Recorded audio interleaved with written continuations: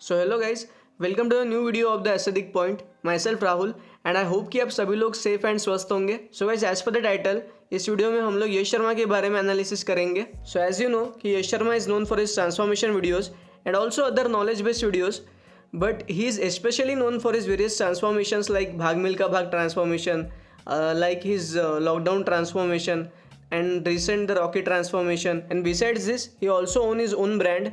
And personally, I really do admire his work ethics and his dedication level for his fitness and workout. So guys, जैसे मैंने आपको बोला कि he is famous for his various transformations, जो कि mostly 3 से 4 महीने के बीच होते हैं या 4 से 5 महीने के बीच होते हैं। सो लोगों के बीच एक कन्फ्यूज़न है कि इज़ दिस ट्रांसफॉर्मेशन नेचुरल, या क्या ये नेचुरली अचीवेबल है, या हमारे पीछे कोई एक्सटर्नल सोर्स का यूज़ किया जा रहा है। सो हम लोग इसी के बारे में डिटेल्ड एनालिसिस करेंगे। सो यश के इनिशियल बॉडी स्ट्रक्चर को जानने के लिए हमको उनका इंस्टाग्राम रेफर करना पड़ेगा। So guys, this is the pic, this is basically a transformation pic which shows his initial body structure, and by looking at it I would say कि यश is genetically a lean guy and initially he was also into football। और अगर हम लोग caption की ओर चले, सो यहाँ पर लिखा है कि correction, left image is of 2012, ठीक है, और जो राइट साइड की इमेज है वो 2015 की है, एज यू कैन सी। सो ये ट्रांसफॉर्मेशन 2 से 3 साल के बीच अचीव की गई है। एंड आई वुड से कि it is a decent transformation, it is not a massive transformation, it is basically newbie gains जो आपको बिगिनर फेज में ऑब्वियसली मिलते हैं। और अगर दूसरी पिक्चर की ओर चले, so this is a picture from the year 2015, जहाँ पर कैप्शन है कि currently at 11% of body fat and 8 weeks out for 8% of body fat. It means कि shedding down year, shutting down his excess fat for any kind of competition, I guess. So this is the pic again from the year 2015, where I guess he is below 10% or about 10% of body fat. It means he is he is getting closer to his physique of the competition that he wanted in the competition. And finally, this is the competition photo where he is below 10% of body fat, and the caption is not just a medal, 5 months of hard work, 3700 sets and 30,000 reps. Okay, so this is the video of the competition, so let's watch it first.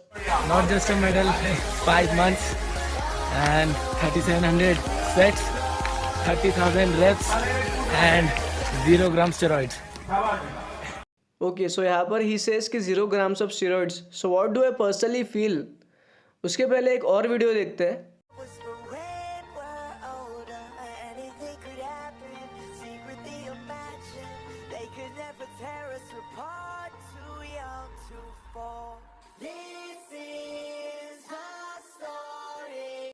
Okay, so here, yes, he is lean, but not that big and shredded. Yes, he is a bit leaner for the competition look, but rather than that, I feel कि he is carrying the same physique जो कि हमने अभी 2012 से 2015 की transformation pick में देखी थी, जिसको हमने उनका एक इनिशियल बॉडी स्ट्रक्चर या एक बेसलाइन फिजिक भी कंसिडर की थी। सो यहाँ तक I personally don't found any red flag.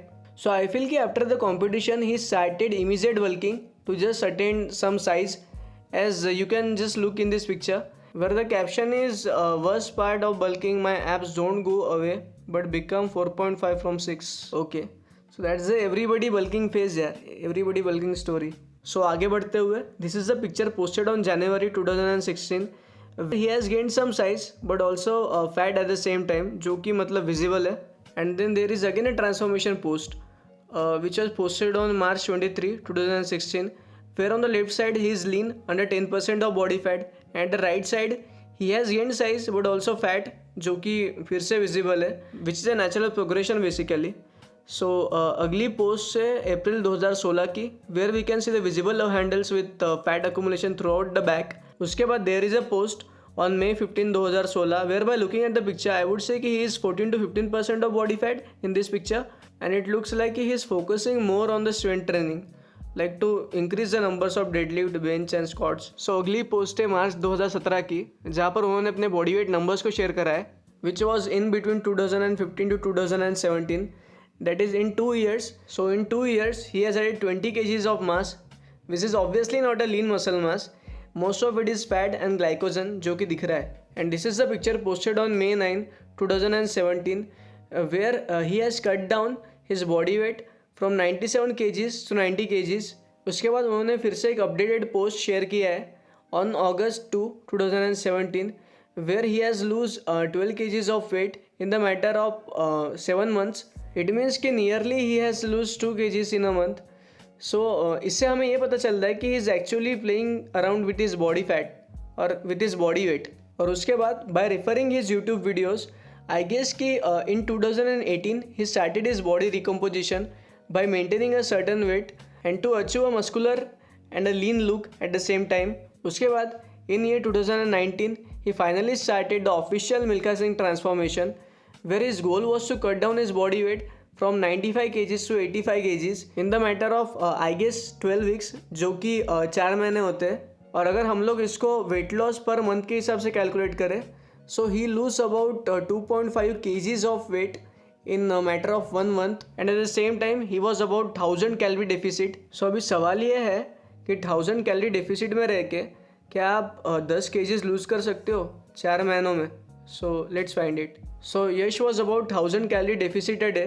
सो इसी हिसाब से हफ्ते में होते 7 दिन, तो उसके हिसाब से हफ्ते में उनकी कैलोरीज होते हैं 7000 कैलोरीज, जो कि है 2 lbs of weight loss in a week. और अगर हम लोग मंथ के हिसाब से चले तो then it is 8 lbs in a month, which is actually more than 2 kgs in a month, जो कि यश को चाहिए था according to his goals. So this transformation seems a pretty genuine for me. उसके बाद उनका और एक ट्रांसफॉर्मेशन आता है in the next year, that is in 2020, जहाँ पर उनका मेन एम था कि खोए हुए मसल मास एंड खोई हुई स्ट्रेंथ को वापस लाना, जहाँ पर वो 3 महीने में अपने बॉडी वेट को 85 kgs to 92 kgs तक लेकर गए. सो बेसिकली यश को अपने बॉडी वेट के साथ में अच्छी तरीके से खेलना आता है और वो काफ़ी इंटेलिजेंटली अपने बॉडी वेट के साथ में खेलते हैं, इसमें मतलब कोई शक नहीं है. ओके, सो आगे बढ़ते हैं. सो गाइस अभी फाइनली आते हैं उनकी द मोस्ट कंट्रोवर्शियल ट्रांसफॉर्मेशन की तरफ, that is the Rocky transformation, जहाँ पर उनका एम था to achieve a physique like Rocky Balboa at the end of the transformation. And in this transformation, his aim was to cut down his body weight from 95 kgs to 86 kgs, जहाँ पर starting phase में he has done the body composition और middle और ending stage में वो एक बड़े calorie deficit में थे, just to bring that lean and that nearly shredded look like Rocky Balboa.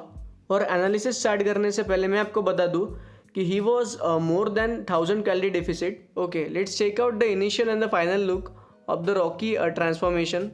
So guys, this was the initial look. Now let's move towards the final photoshoot day look. So this is the picture where he is looking jacked and again about 10% of body fat. So अभी आते हैं उनके most controversial post की तरफ.